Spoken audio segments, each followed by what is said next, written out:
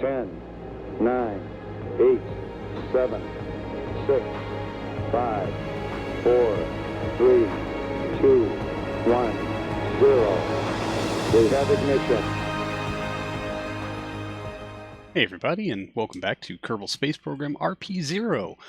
We are still kind of working with our big Interplanetary project, although we have taken a break from doing 10 million shuttle launches, and we're just trying to figure out how many of these beer cans we're going to need to bring up to make this thing a viable project. So we're just kind of experimenting around. I've also built this demonstrator here in the VAB to kind of give us an idea on part count and such, so that well, we can eliminate some parts just to kind of hopefully give us a little better frame rate, some of the docking ports and stuff like that, and verifying how many more shuttle launches we will need to bring this project into a completed state. So what you're seeing is basically what's in orbit right now, plus one extra liquid hydrogen tank. We're going to tinker around with some of our other supply pod things. Well, they didn't copy over, because when you bring them from a sub-assembly, they don't keep their contents all the time, and if you direct copy and then place another one in, it doesn't keep its contents. So we had to kind of refigure out what we were doing with all of these, just to try to get some semblance of, you know, some exact copy of what we've got going on up there built into this thing. So yes, that's that. And also part of this was going to be plotting out a drive section, but for right now we're just trying to figure out what our fuel tank load is going to look like and making some decisions about engines. I think Nerva 2 is the best engine I have access to. I do have esoteric nuclear engines installed, although they're not loading into this install correctly, I should say. I have a direct copy of this on my laptop that I use for testing throughout the week, and they load just fine over there. And seeing as how we've pretty much worked all the way through the tech tree, we should have them available to us, but for some reason we do not. But we'll touch more on that in our next little segment after we start to figure out exactly what it is that we're doing here. We did do some testing here with this bimodal NTR, which I think has a better ISP or much lower tonnage than the Nerva 2, also much lower thrust, but it does give us a pretty good deliverable as far as our Delta V is going to be concerned. Just that burn time, man. It's already at 5 hours, and every time we copy over these tanks, we need to just, you know, add a little bit more. So here we are, 3 tiers tall, and getting about 7,000 or so some odd meters per second. We're going to do some optimizations by removing thruster packs from the outer 2 tanks. They'll be jettisoned first, of course, and then we wanted to make so that the drive section could fly itself around, which of course is going to cost us a little more Delta V, but shouldn't be, you know, too much of a problem. But again, running simulations on this thing is going to be obscenely expensive, but all in all, probably worth doing, because as my greatest fears will be confirmed, this thing is pretty much just cracking bait. We've also decided that, well, our Delta V figure's not looking as good as they could. We'll add another stack to the outside. That brings us up to almost 10 kilometers per second, which is really not bad. If we just duplicate that stack down at the bottom to basically double our drive section, it'll take me a little while to go through here and assign all of the tank fuel and get their utilization maximized. We can get that number up to right around 11,871 meters per second. Now again, this Delta V figure is not entirely accurate because it assumes that we will not be jettisoning tanks as we go, which we will absolutely be doing. So I figure we probably got an extra, I want to say 1,000 or 2,000 meters per second on that figure that is unaccounted for, based on we won't be hauling a whole lot of excess dry mass around. So that was my very first prototype, which did not work out so well. So over the course of the week, I prototyped this out on my laptop using truss segments to make all the dangly bits much more rigid and not have this thing flail around like an orbital octopus until it inevitably explodes all over itself.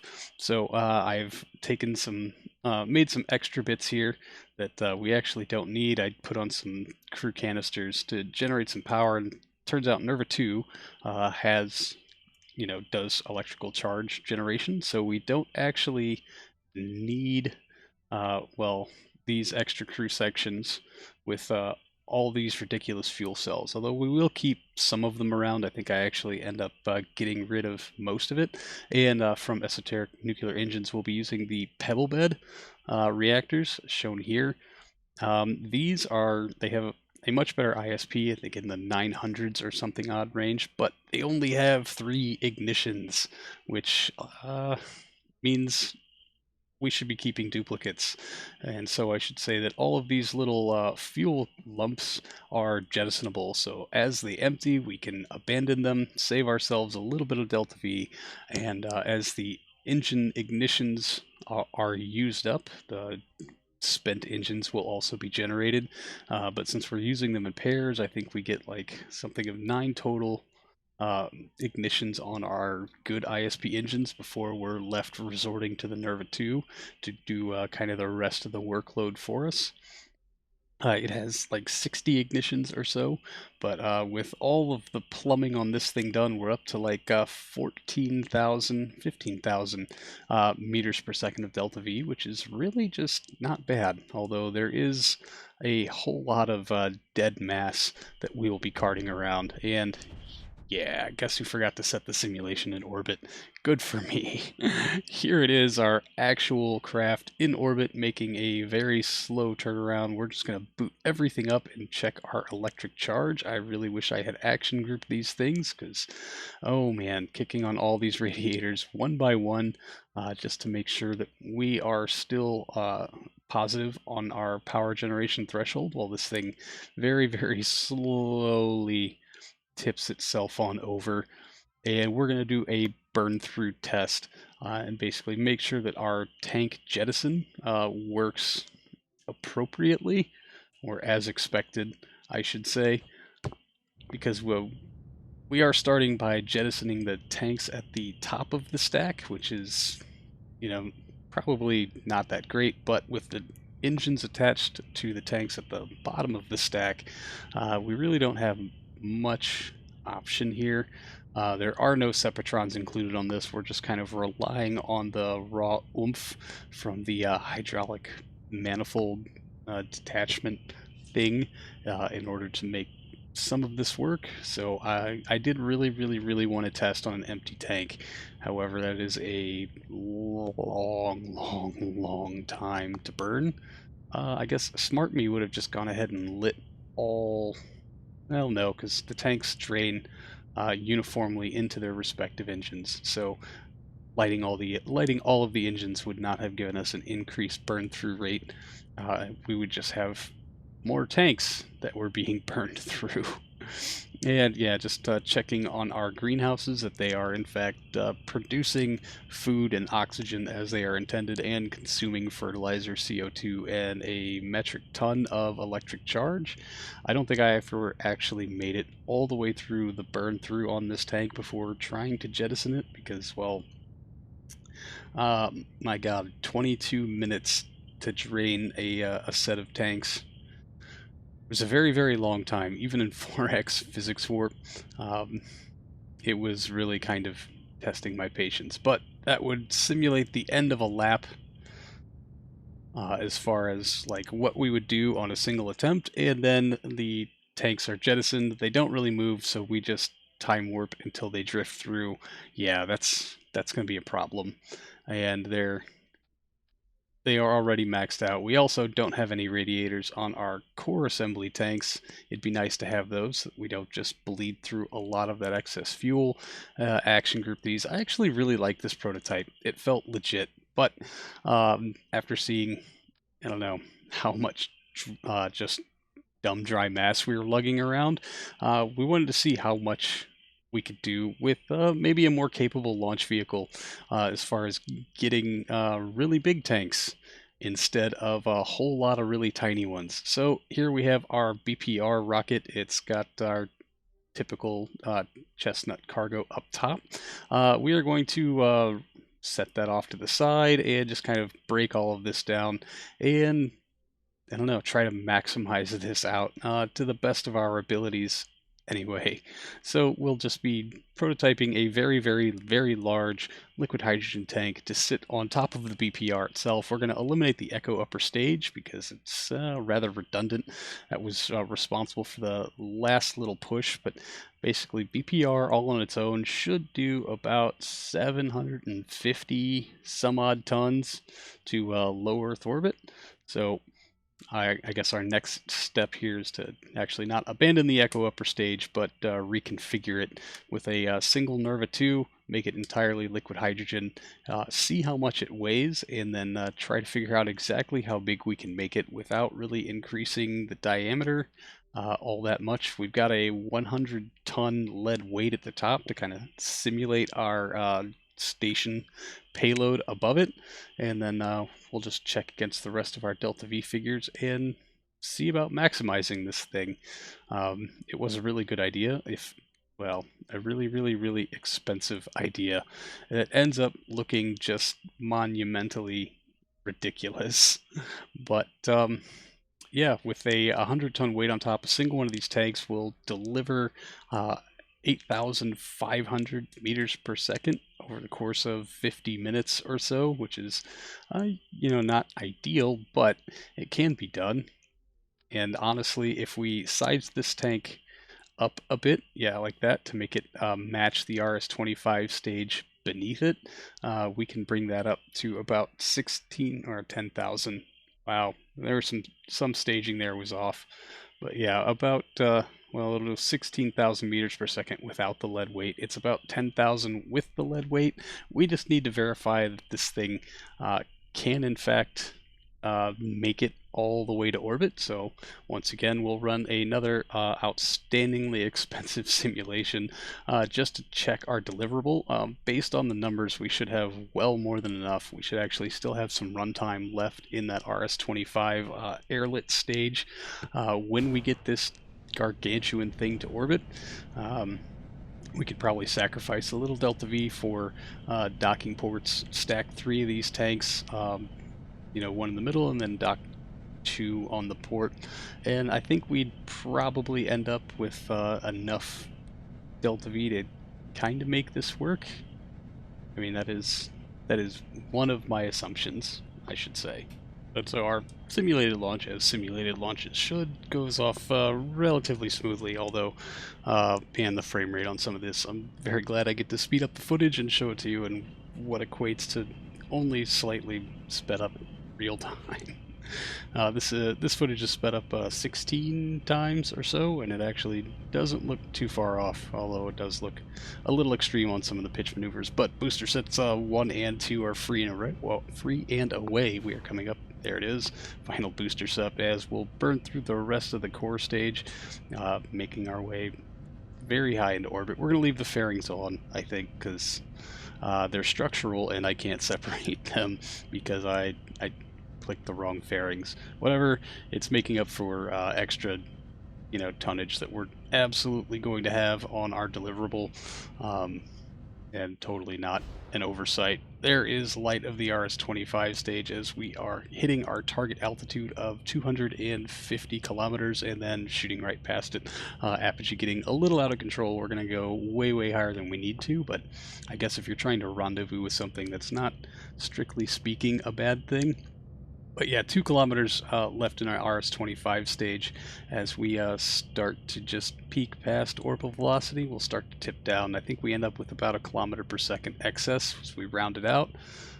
Yeah, maybe just a little bit less. We're going to try to bring that apogee down, shut down a few engines, make things controllable.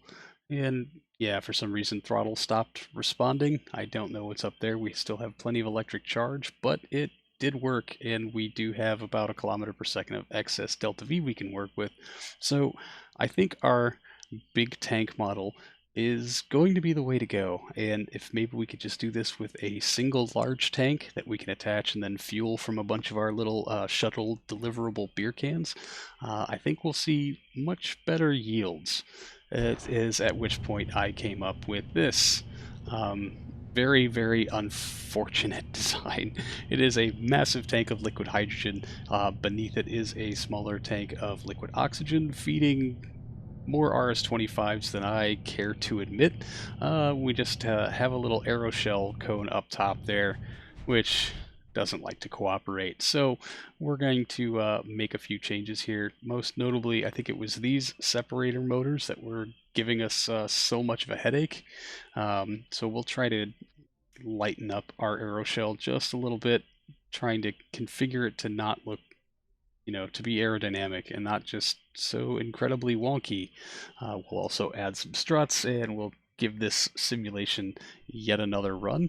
So once we are then once again out on the launch pad, we'll light up our ridiculous stack of engines and try to get our staging in order. Things I should have done in the VAB a very long time ago. That is a really awkward looking hat, I must say, but I think it's better than the larger nose cone variant that we had on this thing before, so at least we've got that going for us. But unfortunately, yeah, those set motors are still colliding into the main tank, so this design just might not work. So what we're going to do is we're going to try to get rid of some of the hidden set motors and run the simulation again, which is what you do. You test, repeat, test again, and keep retesting until you've got something that kind of works. So hopefully this time we'll make it past the point where we can actually jettison our SRBs without the nose cone hitting or exploding into anything, which would be awesome, but yeah, to no avail. We've already lost a single set motor. So it does not bode well to have such a beefy Aeroshell on the top of stuff, but SRBs, despite parachute config not being very good, are down and away. We need to make sure those parachutes are set to deploy on going down only, and that their altitude is much, much lower, so that they don't threaten to collide into our liquid oxygen tank and ruin, absolutely everything. So this rocket would cost just north of like $2.5 million to field, but it does give us a delivered tank should that Aeroshell separation actually work. So we're on to prototype 3. This has a much better separation structure, I guess. We're using the same launch tower escape system from Chestnut and the BPR rocket. And so we're going to hope that that has enough oomph to pull that aero cap free and away. Other than that, this vehicle is pretty much unchanged from the last variation you saw, with hopefully better configuration on the parachutes for the SRBs.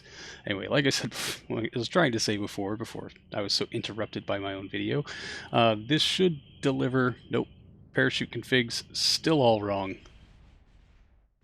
I interrupted myself again, so I guess, yep, separation works pretty well for not being under any acceleration whatsoever. Very successful. This should deliver about a 25% full fuel tank to the station, or to our target, which is not bad. It does leave a whole lot to be refilled, but I think we can manage that. Shuttle flights, very profitable. So now we have set motors on our SRBs. We have the parachutes configured properly. We can go ahead and run yet another simulation to try to get this to, I guess, validate it. These are all validation flights. We're not going to spend $2.5 million building a ridiculous rocket that is going to not succeed. And yeah, gravity turned too soon, and now our Aeroshell is wobbling a whole lot, making things uncomfortable, but SRB SEP was cleaning away. And so now we're just going to push higher in the atmosphere till we can get to the point where we can hopefully jettison that Aeroshell under full acceleration and just hope for the best. It really should have enough behind it to get clear. don't know how many tiny Tims that escape tower is made out of, but there it goes. Clear it away and free of the target while under full acceleration of almost 5 Gs. This configuration will likely need to have some of these engines shut down so that we don't stress this thing out too much. But there it is, 658 by 164. That's a good orbit. So then it was time to optimize, which after a brief crash of KSP, we will get into and do yet again. So what we're going to do is basically remove most of the liquid hydrogen from the tank to free up some weight, and then slowly scale up our liquid oxygen tank until we've got a clean burn rate on that.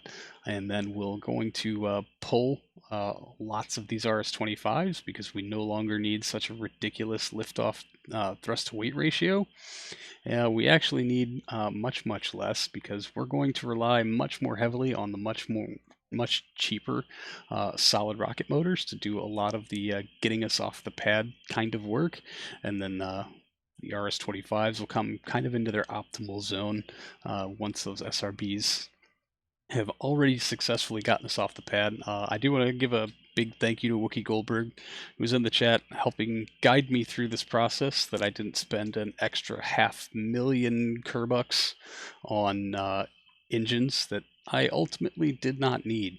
So we're also going to adjust the thrust limiting on some of these SRBs so that they will come off in stages. Basically, the full thrust ones will go first, and then I think we've got a pair or a set of 4 at 75%, a set at 50%, and a set at 30%, so that they will consume their given fuel amount a little more slowly and stick with us, helping keep that TWR just a little above 1. And yeah, also helping keep it stable. So that reduces the amount of engines we can use to a much more manageable number. And then we just need to validate that we can get this thing to orbit while monitoring all of our SRBs. And it looks like all of our main drive engines, our launch engines, will actually show up on the screen all at once now, which is absolutely fantastic. And yeah, there's the Aeroshell wiggles because I started that gravity turn a little too soon, but the first separation of SRBs has gone smooth enough for me to call it valid. It would go very smoothly with configured parachutes and stuff. And there goes another set, which for some reason only had 3 and not 4. We'll have to look into that. And now our coast up to the point where our final SRBs will flame out and we can jettison our Aero cap. Hopefully very shortly after that. Boom, it's away. It does not come back to smack us in the face, and we are now running just on RS-25s, about 3 kilometers per second left to burn. So we'll roll the throttle back now that we're going to hit our target apogee. And yeah, we went way over, 1 million by 180 or so. So we're going to call this valid, and we're going to spend the 2 million funds to get this thing into production, which is going to take something like 1,157 days to build. So I guess we'll get on to doing other things in the meantime. That's going to do it for this episode, everyone. Thank you so much for hanging out. I really do appreciate it, and I will see you all in the next ones. Till then, see you later.